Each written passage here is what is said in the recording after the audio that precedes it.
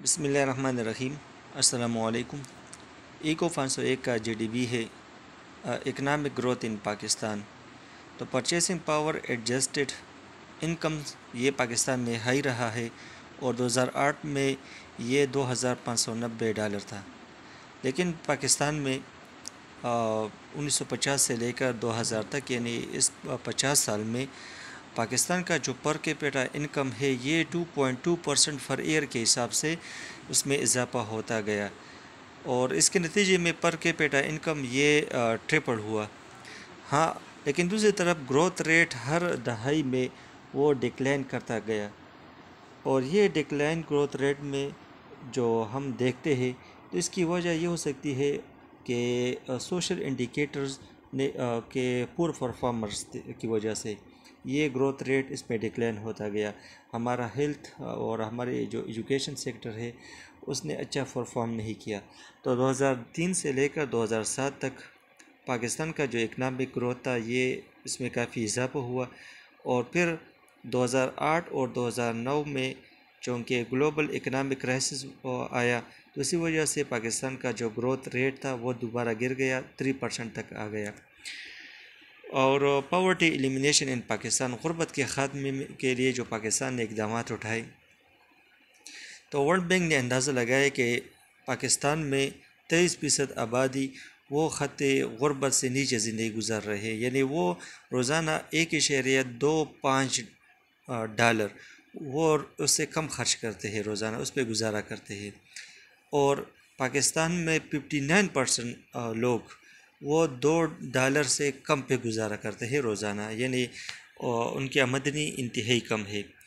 پھر یہ تو ایبسلوٹ پاورٹی کی بات تھی، اور ہمیں اندازہ ہے، پتہ ہے کہ جو پاورٹی ہے یہ ملٹی ڈائمینشنل ہے۔ ملٹی ڈائمینشنل اس حساب سے ہے کہ ہم دیکھتے ہیں کہ روزانہ ایک غریب بندہ کئی محرومیوں کا سامنا کرنا پڑتا ہے۔ وہ اپنے بچوں کو تعلیم نہیں دے سکتا، وہ اپنے بچوں کا علاج نہیں کر سکتا، اسی طرح ان کے گھر میں بجلی نہیں ہوتی، گیس نہیں ہوتا، اور اس طرح ان کا اپنا گھر نہیں ہوتا، اور کئی ٹیلی ویژن ان کے گھر میں نہیں ہوتا، موٹر سائیکل نہیں ہوتا، ریڈیو نہیں ہوتا، اور دیگر چیزیں ان کے گھر میں نہیں ہوتی۔ تو یہ ہم کہتے ہیں کہ پاورٹی یہ ملٹی ڈائمینشنل فینامینن ہے۔ تو اگر ہم ملٹی ڈائمینشنل پاورٹی کی بات کریں تو پاکستان کا جو رینک ہے وہ 70 ہے، اور یونائٹڈ نیشن ڈیولپمنٹ پروگرام کے جو نیو ملٹی ڈائمینشنل انڈیکس ہے اس میں پاکستان کا جو نمبر تھا ممالک میں وہ 70 تھا، اور اس کا سکور 0.275 تھا۔ اور اس میں اندازہ لگایا گیا کہ جب پاورٹی اور انکم کا جو ریلیشن ہے تو اس کے مطابق انہوں نے پاکستان کو 70 نمبر دے دیا، rank. Multi dimensional poverty indicator, اس میں ہم ایجوکیشن اور ہیلتھ کی بات کریں کہ پاکستان میں جو ایڈلٹ لٹریسی ریٹ ہے وہ انتہائی کم ہے، اور تقریباً 54% ہے، اور اگر ہم فیمیل لٹریسی کی بات کریں تو یہ صرف 40% ہے، اور بعض علاقوں میں جیسا کہ بلوچستان ہے اور خیبر پختونخوا اس میں 40% سے بھی کم ہے۔ اور پاکستان میں female to male primary and secondary enrolment ratio وہ 0.8321 ہے، یعنی فیمیل لٹریسی ریٹ انتہائی کم ہے۔ اور اب پاکستان اب ایجوکیشن میں ترقی کر رہا ہے۔ اگر ہم ہیلتھ کی طرف جائیں تو پاکستان میں لائف ایکسپیکٹنسی اب 66 ہے، اور 1970 میں لائف ایکسپیکٹنسی وہ 54 سال تھا، اور چائلڈ میل نیوٹریشن پاکستان میں تقریباً 38% ہے۔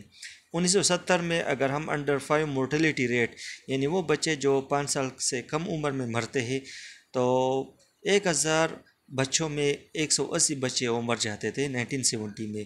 اب 2008 میں پاکستان نے کافی ترقی کی، اور جو انڈر 5 مورٹیلیٹی ریٹ ہے وہ کم ہو گیا ہے، یعنی 1000 بچوں میں 89 بچے وہ مرتے ہیں۔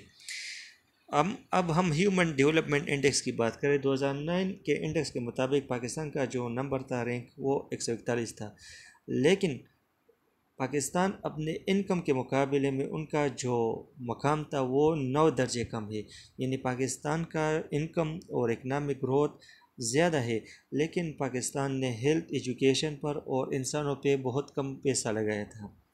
تو اس سے یہ اندازہ ہوتا ہے کہ پاکستان میں ہیلتھ اور ایجوکیشن کے پرفارمنس ٹھیک نہیں ہے۔ اسی وجہ سے ولیم ایسٹر نے کہا تھا کہ پاکستان ایک ایگزامپل ہے، لیڈنگ ایگزامپل ہے گروتھ ود آؤٹ ڈیولپمنٹ کے حوالے سے، کیونکہ یہاں پہ جو سوشل انڈیکیٹرز ہے وہ کافی لو ہے انکمز اور اکنامک گروتھ کے مقابلے میں۔